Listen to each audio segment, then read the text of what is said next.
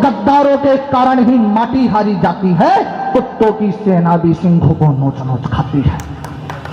यही धरा हल्दी घाटी है, मेवाड़ी माटी है, राणा की तलवारों से यही पूजी जाती है। मुगलों के अधीन होते क्या तुमको लाज न आती? क्या मराठों की तलवारें अधीन हो गई कायरता की? ये सुनते ही लज्जा से लज्जित हुए मराठे, फिर स्वराज की माटी को मस्तक पर तुरंत सजाते राधे। और अब काव्य पाठ के लिए पारस जी यूं ही है, आपका धन्यवाद।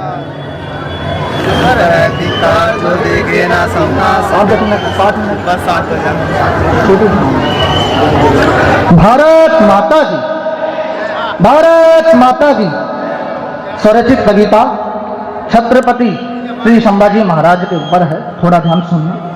ये धरा नहीं केवल माटी सी चंदन है तब भूमि है। ये धरा नहीं केवल माटी सी चंदन है तब भूमि है। इसी धरा पर रक्त बीज को मार काले का झूमी है। इसी धरा पर रणचंडी मां रण में तांडव करती है। इसी धरा पर मां चामुंडा काल अरी के हरती है।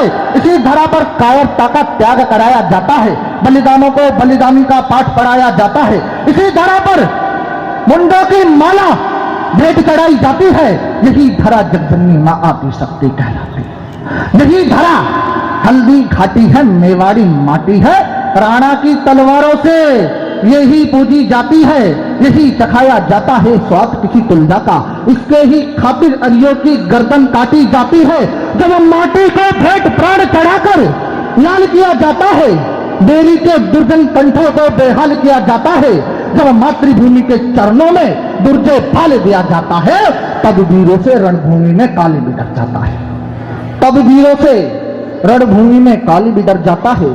पर अपनों की गद्दारी, अपनों की गद्दारी जख्म बड़ा करती है। अमृत की बूंदे भी उसको भर नहीं सकती है। जब कभी अपनों द्वारा चला जाता है, व्यर्थ ही व्यर्थ सारा रक्त बह जाता है। बनकर रह जाते हैं स्वप्न खोखले सारे, रणभूमि में नहीं हारे पर जयचंदों से हारे। गद्दारों के कारण ही माटी हारी जाती है, कुत्तों की सेना भी सिंहों को नोच नोच खाती है। गद्दारों के कारण ही माटी हारी जाती है, कुत्तों की सेना भी सिंहों को नोच नोच खाती है। बरसों बरस बीत गए पर शंभू हाथ न आया। औरंग तरस गया देखने शंभू की छाया। तब उसने कुछ रजवाड़ों संधि संधि कर डाली। कुछ राजाओं के मन में क्षण भर ये गलती कर डाली। सुनते ही स्वराज्य के कल को राजे भाप रहे थे। किसी शेर की भांति शंभू राजे दहाड़ रहे थे। मुगलों के अधीन होते क्या तुमको लाज न आती? क्या मराठों की तलवारें अधीन हो गई कायरता की? ये सुनते ही लज्जा से लज्जित हुए मराठे, फिर स्वराज्य की माटी को मस्तक पर तुरंत सजाते राजे। राजे क्षमा कीजिए, गलती हुई जाती है। आज स्वराज्य की सौगंध तुम्हें दी जाती है। कल का दिन अंतिम होगा औरंग के जीवन का। मातृभूमि को भेंट करेंगे रक्त अरी के तन का। हर एक मराठा कल स्वराज्य को समर्पित होगा। राजे ये मस्तक मातृ भवानी को अर्पित होगा। कल का उदय अंत मुगलों का काल बनेगा। मां जगदम्बा के जयकारों से अंबर गुंज उठेगा। स्वराज्य का दर्शन दिन कर पाएगा तो प्रसन्न भवानी होगी। पहले माटी को लाल करेंगे तब अमर जवानी होगी।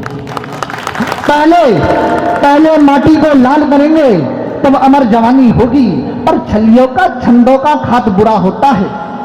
छलियों का छंदों का घात बुरा होता है। कहते हैं घर का भेदी ही लंका ढोता है।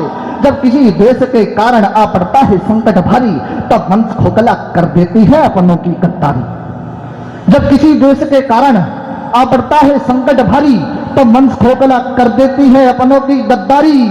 किंतु मनुष्य जब पौरुषता की पराकाष्ठा पर आता है, वह किंचित भी नहीं भय प्राणों का मोह करता है। और वीर नहीं भय प्राणों का बेरी दल का करते हैं। वीर बिना संकोच करे ही अरियों से दल दल भरते हैं। वीर कभी क्या समझ काल के मृत्यु का मोह करते हैं। अरे वीर वही जो कालकूट को पी करके चलते हैं। वीर वही जो कालकूट को पी करके चलते हैं। राजे आज जरूरत आने पड़ी माटी को आज तुम्हारी। कब से भेंट अरियों की मांग रही है मातृ भवानी। यह सच है जब माटी को प्यास लगी तो हमने ही प्यास बुझाई, या तो बेरी की गर्दन से या अपनी भेंट चढ़ाई। राजे आज कवन बेरी के सर पर बांधो अपने केसरिया बाना, और मराठी माटी का बेरी को स्वाद चखाना। आज भवानी तुलजा को रक्त श्रृंगार कराओ, बड़ी न्यान में कब से तुलजा की प्यास बुझाओ। आज दिखा दो दुष्टों को उनकी मृत्यु का चेहरा, और सजा दो दुष्टों के मस्तक पर केसरिया सेहरा, और सजा दो दुष्टों के मस्तक पर केसरिया सेहरा। राजे राजे राजे राजे आज लुटेरों की सेना जो पुण्य धरा पर आई, राजे आज लुटेरों की सेना जो पुण्य धरा पर आई, क्षमा नहीं कर पाएगी हमको ये धरती माई। राजे आज खोखले गद्दारों का फंद काटना होगा, अपनों पर ही शंका करके कपटी को छाटना होगा। धधक उठे ज्वाला की भांति तो राजे बोल उठे हैं, उठी मराठाओं की तलवारें तो नक्षत्र डोल उठे हैं। अरे लुटेरों की गद्दारी क्या ही कर सकती है, नहीं मौत भी प्राण हमारे छल से हर सकती है, नहीं कलंकित छल सकती राहु केतु की माया।